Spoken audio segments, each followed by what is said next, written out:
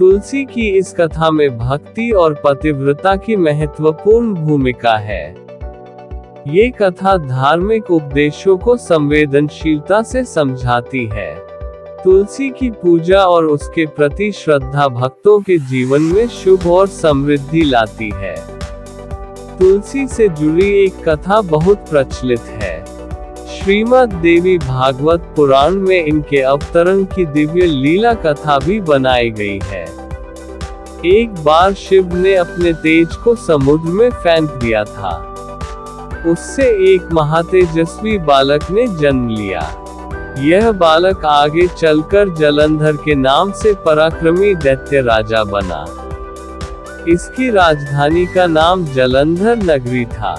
दैत्यराज कालनेमी की कन्या वृंदा का विवाह जलंधर से हुआ। जलंधर महाराक्षस था। अपनी सत्ता के मद में चूर उसने माता लक्ष्मी को पाने की कामना से युद्ध किया, परंतु समुद्र से ही उत्पन्न होने के कारण माता लक्ष्मी ने उसे अपने भाई के रूप में स्वीकार किया।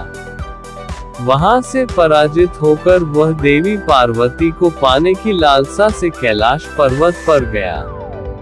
भगवान देवाधिदेव शिव का ही रूप धरकर माता पार्वती के समीप गया, परंतु मां ने अपने योग बल से उसे तुरंत पहचान लिया तथा वहां से अंतर्ध्यान हो गई। देवी पार्वती ने क्रुद्ध होकर सारा वृतांत भगवान विष्णु को सुनाया। जलंधर की पत्नी वृंदा अत्यंत पतिव्रता स्त्री थी। उसी के पतिव्रत धर्म की शक्ति से जलंधर न तो मारा जाता था और न ही पराजित होता था। इसीलिए जलंधर का नाश करने के लिए वृंदा के पतिव्रत धर्म को भंग करना बहुत जरूरी था। इसी कारण भगवान विष्णु ऋषि का वेश धारण कर वन में जा पहुँचे, जहाँ वृंदा अकेली भ्रमण कर रही थी। भगवान के साथ दो मायावी राक्षस भी थे, जिन्हें देखकर वृंदा भयभीत हो गई। ऋषि ने वृंदा के सामने पल में दोनों को भस्म कर दिया। उनकी शक्ति देखकर वृंदा ने कैलाश पर्वत पर महादेव के साथ युद्ध कर रहे अपने पति जलंधर के बारे में पूछा। ऋषि ने अपने माया जाल से दो वानर प्रकट किए। एक वानर के हाथ में जलंधर का सिर था तथा दूसरे के हाथ में धड़। अपने पति की ये दशा देखकर वृंदा मूर्छित होकर गिर पड़ी। होश में आने पर उन्होंने ऋषि रूपी भगवान से विनती की कि वह उसके पति को जीवित करे। भगवान ने अपनी माया से पुनः जलंधर का सिर धड़ से जोड़ दिया, परंतु स्वयं भी वह उसी शरीर में प्रवेश कर गए। वृंदा को इस छल का जरा आभास न हुआ। जलंधर बने भगवान के साथ वृंदा पतिव्रता का व्यवहार करने लगी, जिससे उसका सतीत्व भंग हो गया। ऐसा होते ही वृंदा का पति जलंधर युद्ध में हार गया। इस सारी लीला का जब वृंदा को पता चला, तो उसने क्रुद्ध होकर भगवान विष्णु को शिला होने का श्राप दे दिया तथा स्वयं सती हो गई। जहाँ वृंदा भस्म हुई, वहाँ तुलसी का पौधा उगा। भगवान विष्णु ने वृंदा से कहा, हे वृंदा, तुम अपने सतीत्व के कारण मुझे लक्ष्मी से भी अधिक प्रिय हो गई हो।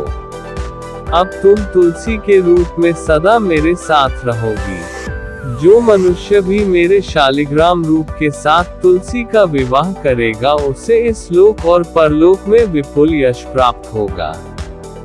जिस घर में तुलसी होती है, वहाँ यम के दूत भी असमय नहीं जा सकते। गंगा व नर्मदा के जल में स्नान तथा तुलसी का पूजन बराबर माना जाता है। चाहे मनुष्य कितना भी पापी क्यों न हो, मृत्यु के समय जिसके प्राण मंजरी रहित तुलसी और गंगा जल मुख में रखकर निकल जाते हैं, वह पापों से मुक्त होकर वैकुंठ धाम को प्राप्त होता है। जो मनुष्य तुलसी व आंवलों की छाया में अपने पितरों का श्राद्ध करता है, उसके पितर मोक्ष को प्राप्त हो जाते हैं। उसी दैत्य जलंधर की यह भूमि जलंधर नाम से विख्यात है। सती वृंदा का मंदिर मोहल्ला कोट किशनचंद में स्थित है। कहते हैं इस स्थान पर एक प्राचीन गुफा थी, जो सीधी हरिद्वार तक जाती थी। सच्चे मन से 40 दिन तक सती वृंदा देवी के मंदिर में पूजा करने से सभी मनोरथ पूर्ण होते हैं।